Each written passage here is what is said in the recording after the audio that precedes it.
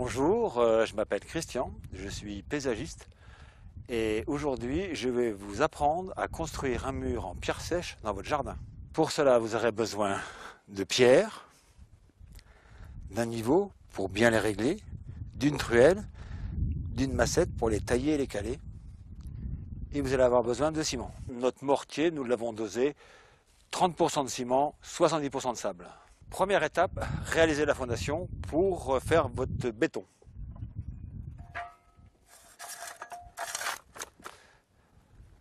Ensuite, nous réalisons notre petite fondation en ciment.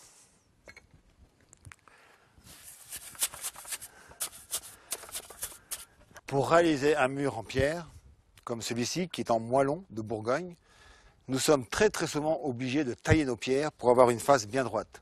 Celle-ci, on peut voir qu'elle est toute en biais, donc nous allons la tailler pour qu'elle soit droite.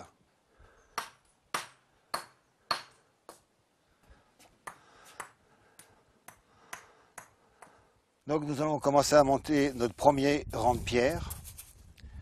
L'assemblage des pierres se fait de façon assez logique par rapport aux joints. Essayez de croiser toujours les joints. Il faut toujours croiser nos joints. Et ce qui est important, c'est que le premier rang, il faut mettre les pierres de niveau une par une. Il faut absolument partir bien de niveau. Là, on voit que notre face a été taillée, elle est droite. Donc nous démarrons toujours par nos faces taillées en vue.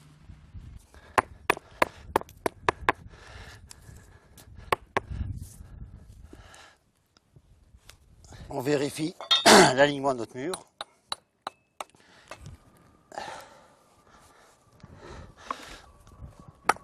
Une fois le premier rang de pierre posé, remplir de ciment les joints et bien tasser le ciment, ça c'est impératif.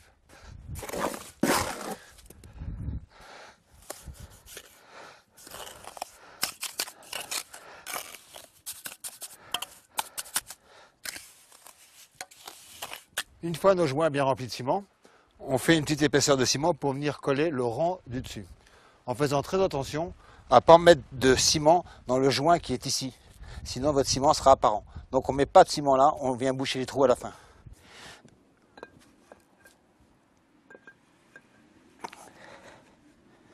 Pour construire votre mur en pierre sèche, il suffit de continuer ces étapes rang par rang. Ce qui est important, c'est de toujours bien travailler avec le niveau, que vos pierres soient toutes de niveau et bien remplir les joints de ciment. Et bien voilà, aujourd'hui vous avez appris à faire un mur en pierre sèche. Si vous voulez avoir des idées pour votre jardin, n'oubliez pas de regarder notre vidéo qui va vous parler de comment utiliser les cendres de votre cheminée dans votre jardin.